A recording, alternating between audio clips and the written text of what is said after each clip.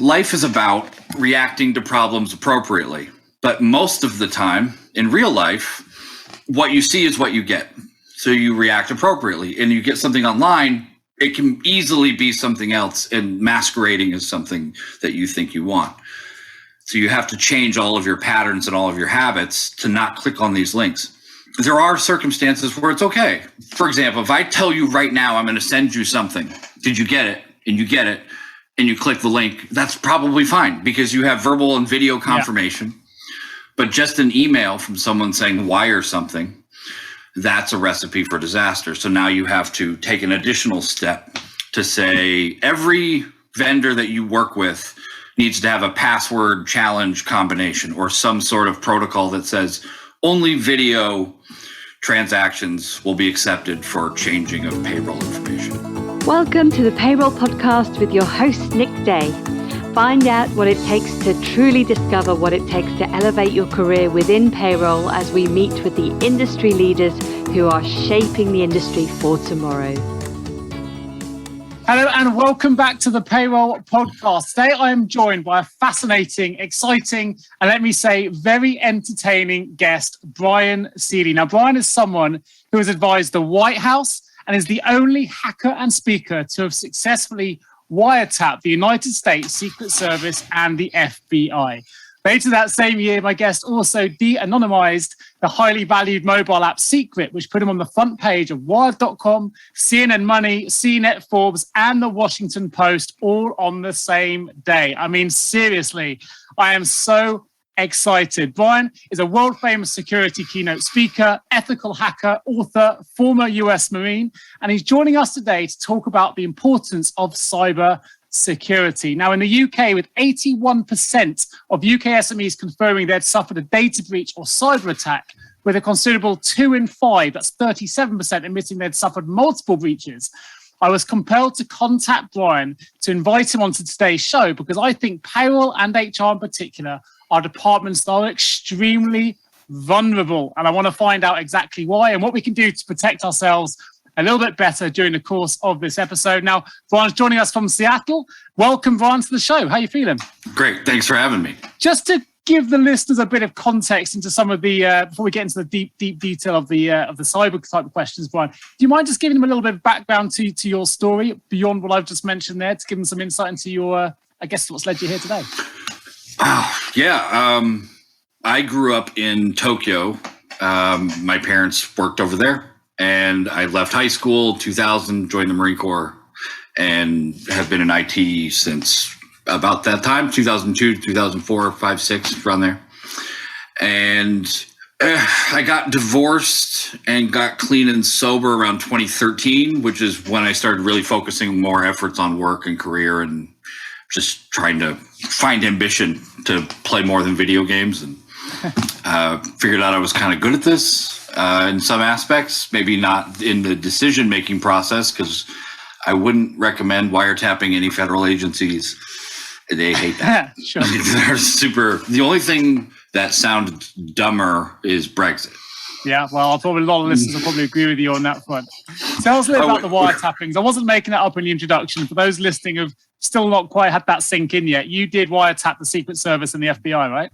Yeah, that was a terrible idea. So it was a Google Maps or mapping engines, these different companies that have business listings. So it's like a yellow pages book, white pages, some sort of business directory. Now it's digital, and there's a dynamic ranking system. So everyone has trying to make a play for the top ranking spots. Well, if you can manipulate those results, you can make all the money in every category. Especially businesses that are customer service oriented, so they travel to you, mobile locksmiths, sure. Those are the heavily exploited ones, pool cleaners, that kind of thing. Home service, business service related. So in order to demonstrate the problem, I tried making funny listings and sort of making the problem worse in a funny way. And that didn't really do the job. And so then I took it to a serious note and built duplicates of the Secret Service and the FBI here in the United States. I changed the Russian embassy in London I saw that. to a gay bar with Putin's face on it. So you know how I know he hasn't seen it? I'm still alive. Yeah, okay, fair play. Although I think you were close to being landed in jail, right, for the work that you did do. But despite getting away with that, I think the Secret Service actually hailed you a hero and praised your courage and integrity as a result. It was 4 hours in a little room, their guest suite, of explaining this over and over and over and over. And they finally got to the bottom of it by calling Google and saying, okay, he's been telling you about this. Yeah. And you did nothing. And this is what happens. Okay. I got lucky and they determined I wasn't the asshole, but they also gave me a very clear warning. Like, you don't get to do that again, ever. No stepping out of line. So I don't jaywalk. I separate my trash from my recycling. I help old ladies across the street. It's like, see, all right, we're good. Like, I toe the line, and it's important to reiterate, don't do these kinds of things. Those types of stunts don't always go well. People have gone to jail forever for a lot less. Yeah, but I can imagine. It made my career. But saying that, I mean, as you say, you're helping old ladies across the road. You become an ethical hacker, right? And this is one of the reasons I really wanted you on the show today. So to get into the serious side of what I think is really important and often overlooked, certainly in the payroll and HR departments globally. We will a lot of US listeners on this as well. I'm sure will be intrigued to know what your advice would be. But we're seeing huge increases in payroll fraud, recruitment scams, data breaches, corporate espionage, you name it. Cyber attackers are kind of finding numerous routes now into organizations. And a lot of those routes are coming in through the payroll and HR departments because they're known to hold huge amounts of data, huge amounts of information, identifiable information. So from your perspective, if you were to put your sort of hacking head on, why is it that this data is so valuable to criminals? Why do they want access to it first and foremost to begin with? A lot of people think that the ransomware is the biggest problem right now. Definitely want to come to that later. So yeah, for sure. But it's not. It tends to be business email compromise. So if I can break in to your Office 365 environment or convince someone to click a link, and it really, if you have 500 people in your company and I send out 50,000 phishing messages with different types and things, someone's going to click the link. Someone's going to make that mistake. And that mistake can be really devastating because then I can give an email order to the CFO as the CEO saying, hey, I'm on a call. This invoice needs to get paid. Just came in. It's vital, blah, blah, blah. And make an urgency sort of demand. And it works. There's, in the United States alone, 3 billion or more has been lost this way. If that doesn't work, if they can't get you to willingly send money out, they proceed with like ransomware type things. It's like, well, if you're not going to play ball, then you're not going to have any stuff. We're going to hold your stuff for ransom. And it's a way for them to cover their tracks. So it makes it difficult to track and figure out who made the mistake, how they got in. So if you don't have access to online banking as a company employee, it doesn't mean you're not valuable to them. There's intellectual property, there's customer privacy information, there's always something of value. And can they sell that data on the, I mean, this is a hidden world for me, but you hear about the black internet, the black net, whatever you want to call it. Is there another marketplace for this data as well? Is that another reason they're coming in? There's a ton of them. Your information gets bought and sold on the dark web. It probably is better in the EU and UK than it is here. Just from, you guys have stronger privacy laws and the right to be forgotten. Yeah. So in the United States, arrogantly sometimes proclaims itself the best country in the world more often than not. And I think that's A, arrogant, and B, short-sighted and stupid because it makes a big target of yourself. Sure. If you're in a nightclub and one guy's walking around saying, I'm the best person here, how many people kind of want to punch that guy? Like, I mean, it's why I wear Canadian pins when I travel. I mean, would you want to be wearing American flags going everywhere? No, like I wouldn't want to be told that I had to. Like, I'd rather not. I would rather blend in. So that raises an interesting question for me then. So you do, I didn't mention it in the introduction, but you do a lot of cybersecurity consultancy for John McAfee, right, and his company MGT. Now, presumably then, would that make that company a bigger target knowing they've got someone like yourself being that security consultant or not? You got the people going, Normally, you know what? I want to break them. He was a bigger target than anybody he could have hired. I got to work with John a few years ago for a while and go to DEF CON with him and become a friend. And people who have controversy associated with them or hit a higher level, anybody who hits a C level automatically is now included in what would used to just be reserved for like celebrities or the ultra wealthy. So if you were a Rothschild or whoever, you had to hire security to keep your kids from getting kidnapped and ransomed off. Tons of high profile kidnappings. It's worth knowing as you ascend that ladder of either corporate success or monetary or recognition, fame, you need to pay attention to what you put online and what company information is available. So your executives at any company, their personal life is a liability to your corporate life. So that's not to say you should go through their social media and find reasons to fire them for personal beliefs. That's not what I'm saying. It should be inventoried and they should be made aware that that makes them a target. So for example, if I wanted to phish you, I would probably start with a Fender guitar giveaway. Yeah, okay. Or a defect in certain versions of Stratocasters or something that I know that you have on your wall. Yeah. Or rare guitar with certain color scheme now is being recalled and the value skyrocketed for a certain version of red and black guitar. You might have that. It becomes this game of how can I get this person to care about what I'm sending them? So if I send 1 million iCloud, your account's been hacked, click your iCloud account here. Half the people getting it don't even have iCloud. So they just ignore it. But the ones who have it, now we've got a problem. So you can send out these really large blanket sort of nets to try and catch victims. But if you have a specific target in mind, the best pen testers, some of the people I work with and have had the opportunity to work with, they don't fail often. If you set a time limit, maybe. It's 100% success over a given period of time. So the chances are then, when it comes to payroll in the HR community, it's going to be a phishing attack that has something related potentially to payroll or HR on the email line. They've done a, or blanket piece. It's going to go, oh, that's payroll. I'll click on it. Do you guys have Do you guys use Glassdoor in the UK? Yeah. Sexual harassment allegations for company name, breaking news. Yeah, sure. C-level charged with child pornography possession or harassment at certain company. Do you have a comment? And curiosity overtakes, doesn't it? Life is about reacting to problems appropriately. But most of the time, in real life, what you see is what you get. So you react appropriately. And you get something online, it can easily be something else and masquerading as something that you think you want. That's where the trick comes in.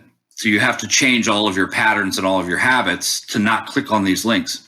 There are circumstances where it's okay. For example, if I tell you right now, I'm going to send you something, did you get it? And you get it, and you click the link, that's probably fine because you have verbal and video confirmation. Yeah.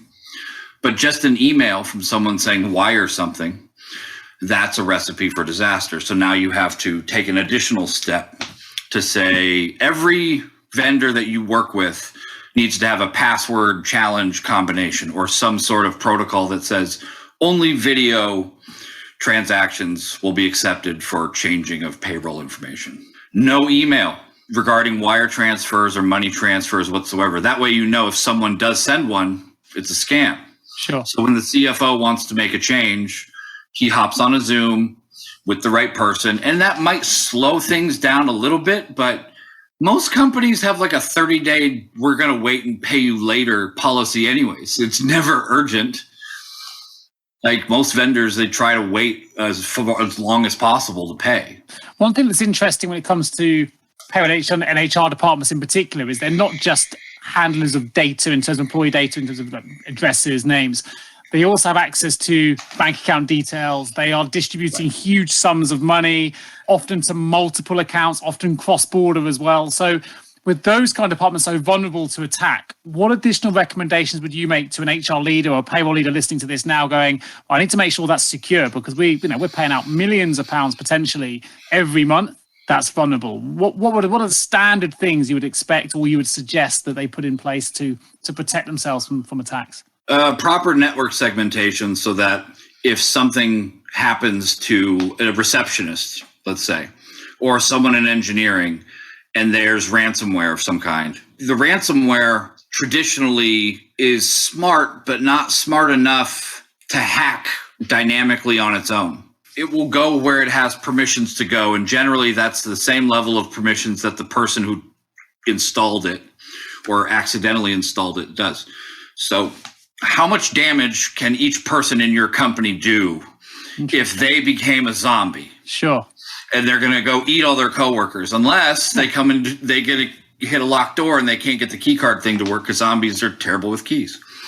They mismanage of keys, I guess. So they can't go into that other door. They're not going to eat all those coworkers. That's segmentation of a physical boundary. Yeah, that makes total sense. Network boundaries have physical controls to segment stuff. You're familiar with like a firewall or a router. A router, all that does is it is a gateway or a door between physical networks that like boundaries. And it doesn't necessarily maintain the same shape as the rooms of the building, but loosely it's based on cabling. So if there's checkpoints that data can't get through with certain rules, accounting should be segmented to only people in accounting, and only people at accounting's highest level have the highest permissions. It's difficult because it takes a lot of granular setup for most systems for people to do all this. And it's not everyone's favorite thing to do. It's like doing your taxes.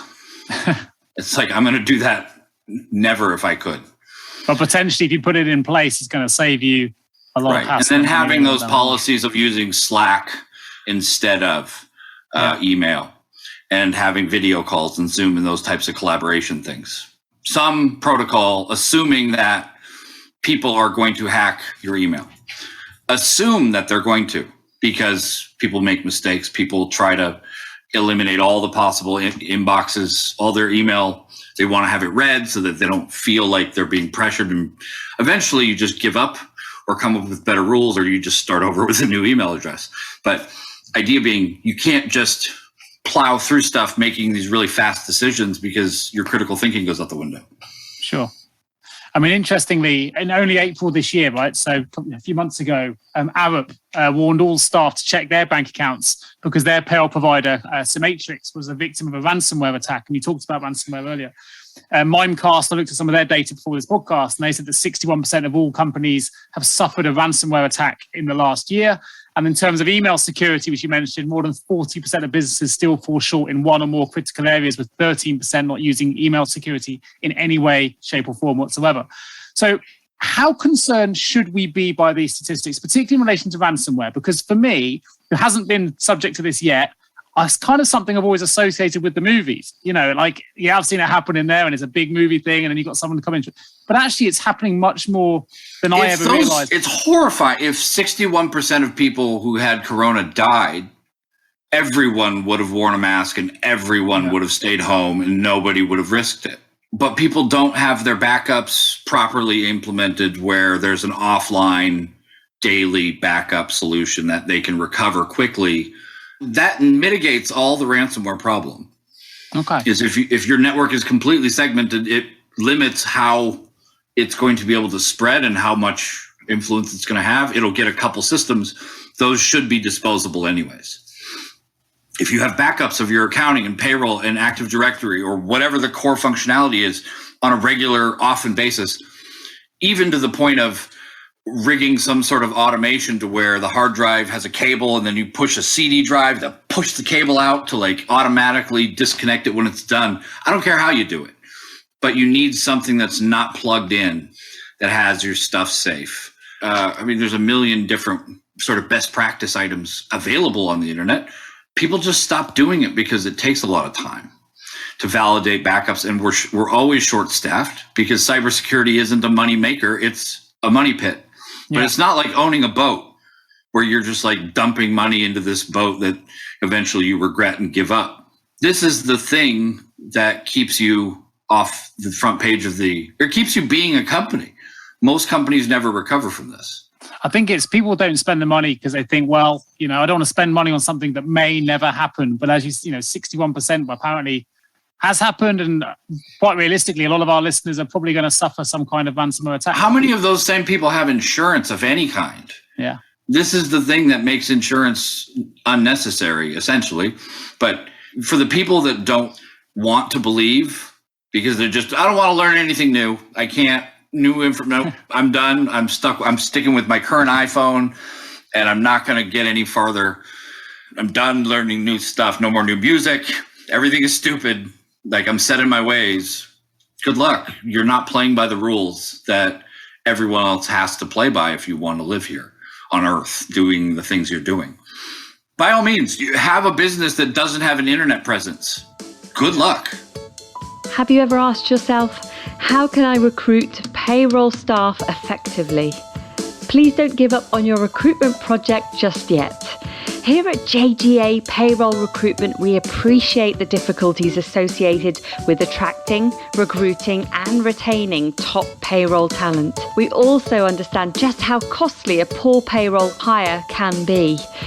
JGA Recruitment are a niche payroll recruitment agency who will partner with you to resource payroll candidates who will improve both the accuracy and efficiency of your payroll department. Contact us today on 01727 800 377 or visit jgarecruitment.com to find out more. So to put the listeners then inside the mind of a potential hacker or cyber criminal, what are they doing now? What are they thinking when they decide to, pick a potential target, be it HR or payroll related department? How does that thought process work? How would you go about it? Well, it's interesting because the first thing you think about is go for the biggest companies. It depends what you're trying to get out of it, right? So if I want notoriety, I'd go for the bigger companies. I'd probably go for those protected by the likes of McAfee or the Seversky or someone like that, because I want to make a name for myself as a hacker. Or I want to do someone who has the least amount of security, where I can get the greatest financial return. So really one of the two, depending on my hacking psychology. If you're a bad hacker, you don't want anyone to know who you are. It's like being the most famous smuggler. That seems problematic. Like if you were really good at smuggling people or a really good covert secret agent, no one would know who you are, James Bond. Jesus Christ. Stop using your real name, you idiot. Like, maybe use a disguise. I don't know. So from hackers, they would make lists of targets, automate a lot of it to where they'd be able to determine where the low-hanging fruit is. So when people talk about patching and upgrading, it's fixing software that's found identified problems and it's fixed them. You can actually go online and search hardware-specific search engines to find all the Apple devices on the internet. Hey, this one hasn't been upgraded for 5 years, and it's vulnerable to this thing. And a lot of the really big attacks, the Kaseya ransomware attack recently, people at Kaseya were telling their bosses there was a huge problem in the way their software stack was built, and that there were existing problems, and this was going to bite them. And they were dismissed, and it bit them hard. The 0-day exploits and vulnerabilities means it was just discovered, and the people who are in charge of fixing that software have spent 0 days working on it. It's like D-Day. So D-Day +1, D-Day +2.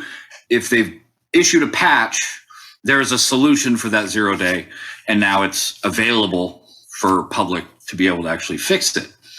If you don't fix it, it's negligent. But there are people who haven't gotten around to it, or they fired their IT guy and they're hiring a new one, and it's just they're getting around to it. It doesn't seem like that high of a priority. The deadbolt on your door at home in a bad neighborhood broke. How high priority is that for you? Yeah, that's a good point. You get it fixed. It's interesting because we have updates done here, and it makes you think, God, sometimes you can't get them done because you haven't turned your computer off or whatever it is you have to do in the evening. And you think, I'll just do it tomorrow. But actually, it's that day you wait that you don't do it. Everyone else is updated, but one computer hasn't. And it's not like a whole parking garage full of cars and you have to check all of them one by one. They can scan all of the different systems that have it and go, that car has a broken lock. Locking all the doors in your house and leaving the window open.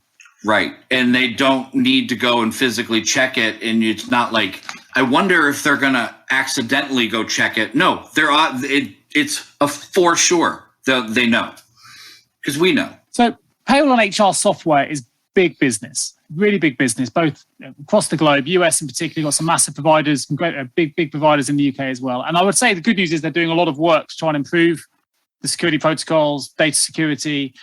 But with all payroll databases vulnerable to attack, if you were a payroll or HR manager and you're looking at either checking you've got the right security protocols in place with your existing provider, or maybe you're even looking to change provider, what are the key questions they should be asking of their providers to make sure their data is secure? The smaller providers generally fare worse because they don't have the same resources. Sure. Amazon, Microsoft, you don't hear about as many breaches with them unless it's a customer making a really big mistake on their own stuff. But who do they use? Who do the biggest boys play with? Those are that's the research that I would do to find a good payroll provider. I haven't heard about Quicken or QuickBooks having major data breaches. I know I wouldn't trust Experian if they were my payroll provider. It's hard to know which companies are going to screw up and which ones aren't. But are there certain things we should look for? Like a company says, look, we store everything in the cloud. That's more secure than, I don't know, what we used to do before. Or there's certain bigger things we should be looking at in a new provider that just gives us an extra layer of security that perhaps we didn't have before, or not. It depends on maybe where they host. So if they're using those providers like Amazon or Azure, which almost everyone does, that's not the real issue. It's generally going to be one of your own employees that screws up and gives access, because breaking into Fort Knox is immeasurably difficult. It's not impossible. It's just, I don't know how many bodies and how many bullets it will take, but it's doable. Nothing's impenetrable. Your employees are your biggest liability, but also your biggest asset. Training them is probably the most crucial thing you can do.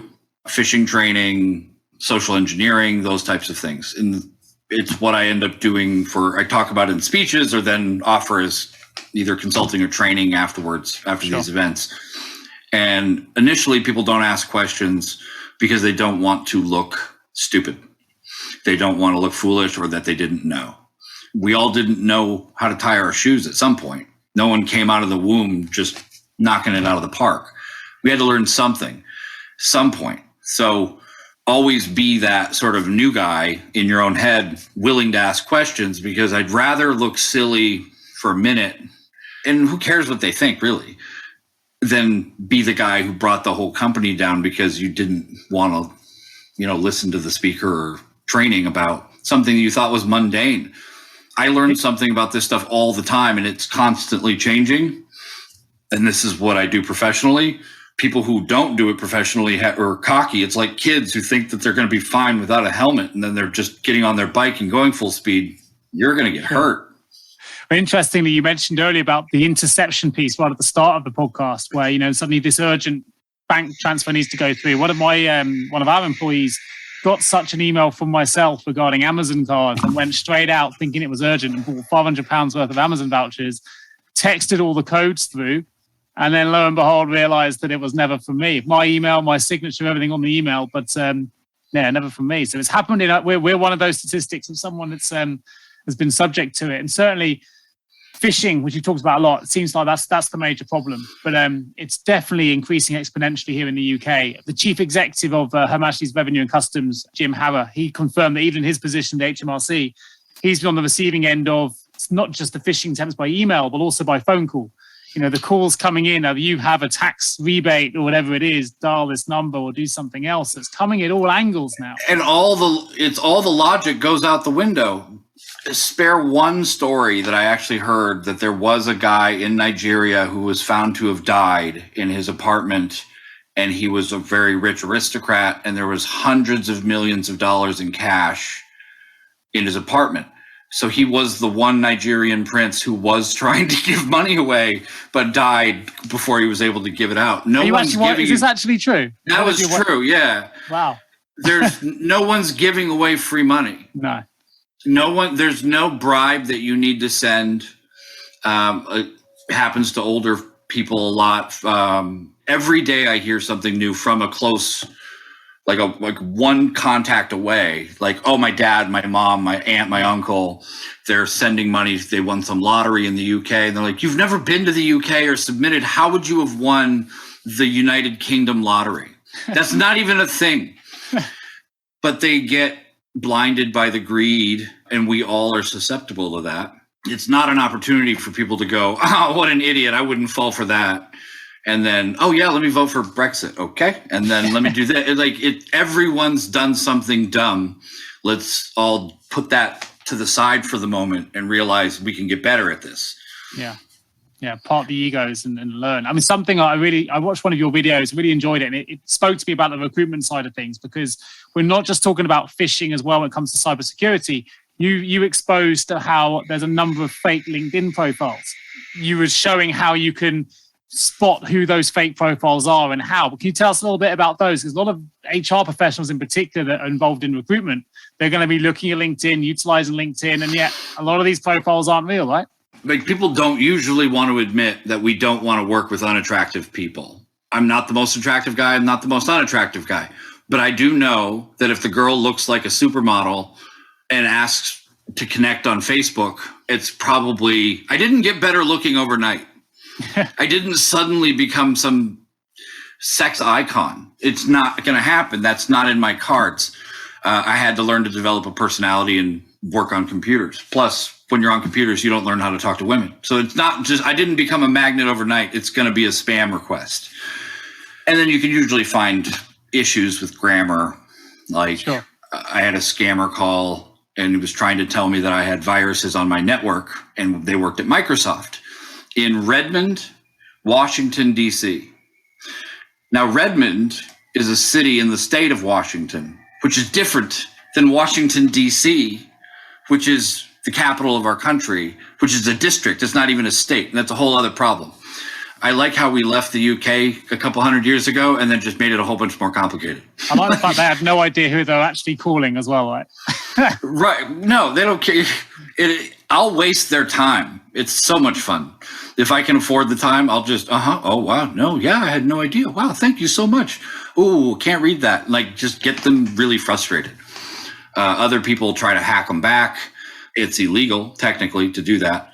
So in minding my own wanting to not be in an orange jumpsuit and in prison, I don't do any of that stuff. But the thought has crossed my mind. LinkedIn especially is vulnerable because I've done this for just demonstration purposes, created a fake profile with a mail order bride's photo and really, really detailed history in the past. And she gets accepted invitation requests at 10 times the rate that I do.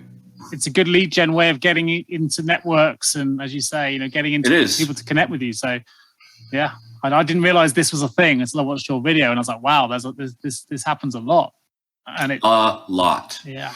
And then there's entirely fake companies or companies that have boosted the amount of people that they have working for them using these kinds of things. That's dangerous, but generally, you can go and search someone's photograph and take that photo and put it into a photo search and see if it's used any other place. And if it's used on 30 other profiles, yeah, probably a fake. Yeah. And you show how to do that on the video. I'll put the video link in the episode notes if people want to watch that. I've watched it. It's quite interesting. It's worth a worth a few minutes of your time. So I'll put that in there. I think before we finish as well, Bryan, I really want to find out a little bit more about your book. You've obviously written a book on this. If people have interest in finding out more, your book, Cyber Fraud, The Web of Lies, it's available on Amazon. I'll put a link in the episode notes. Tell us a little bit more about the book. That talks a lot about the whole story of the hacking Google Maps, the Secret Service story, and why I did everything, and then talks about that entire type of fraud. And it's global, so it applies. And I think it's the only book on the subject since I wrote it a few years ago. I have another book I'm working on. It'll be out. I should be done with it in the next 6 months with my co-author. A little bit different subject matter. Still talks about my story and hacking, but also to give you a preview, my eldest child is my stepkid during my marriage. I became her foster parent after the divorce. So I had two of my own kids. They're 12 and 6 now, and the eldest is 21. 4 years ago, she was trafficked here in Seattle. Wow, I spent a month looking for her using what I do, my specific set of skills. I'm still working on my Liam Neeson impression, but I ended up rescuing her and was able to find her. And that whole process revealed a lot of shortcomings in the mental health aspect of my life, or understanding of like what to do when life gets really, really difficult and you're isolated and you work in computers and you're not as social. And so the more human and mental health side of life, and what I did to kind of cope with that subsequent suicide attempt, and then building my life back up afterwards. Difficult book to write, cathartic, but being the only person to ever wiretap 2 federal agencies, and then also one of the only people to ever rescue their own kid. And I know there's a handful of people who've ever done it, but there's not exactly support groups of people, celebrating it or advertising. There's a lot of people in that same situation because of how many people women get preyed on all over the world and offered jobs and like, hey, you can come sell these designer handbags. And Facebook is a really big marketplace for these types of scams that get girls to fly. They'll pay for their ticket. They show up at the airport, and then you never hear from them again. And it's a nightmare. So if I can educate in some way, and by using my story help someone else avoid problems or find ways to cope with the more difficult aspects of life, then it seems to be what I'm called to next. It sounds like an incredibly traumatic time, but tremendous strength to pull yourself through and write about it and make it public. And as I say, you're an ethical hacker now, which again, kudos to the work that you're doing. If it's supporting those that are going through, well, as you mentioned, it's happening a lot by the sounds of things on Facebook and other platforms. We need people to step up and do something about it if you can. So credit, that must have been a really difficult time. So credit to you where it's due. Well, I'll let you know when it's done, and we can do another episode. Absolutely. And we'll definitely share the links as well. All the links to your book, to your bryanseely.com website, to some of the videos I've mentioned, all be in the episode notes, guys. If you enjoyed this episode and you want to find out more, please jump straight to those notes. You can go straight to the links. I definitely recommend you check out the website, bryanseely.com, and definitely check out the book, Cyber Fraud. It's The Web of Lies. It's obviously going to be some interesting stories in there. But Bryan, thank you ever so much for joining me on the Payroll podcast today. It's been an absolute pleasure. And hopefully you've helped protect a few more businesses, a few more leaders out there as a result of this podcast. Thanks for having me on, and don't forget to subscribe to Nick, the Payroll podcast. I've been on a lot of podcasts, and you ask good questions, and it's fun, it's effortless. Good stuff. Appreciate it. Thank you so much for tuning into the Payroll podcast with Nick Day of JGA Recruitment. If you need help with a current payroll vacancy, then please get in touch with Nick and his team. All contact details can be found in the episode notes. In the meantime, to make sure you never miss a future episode, please subscribe to the show through any of your favorite podcast channels. Till next time.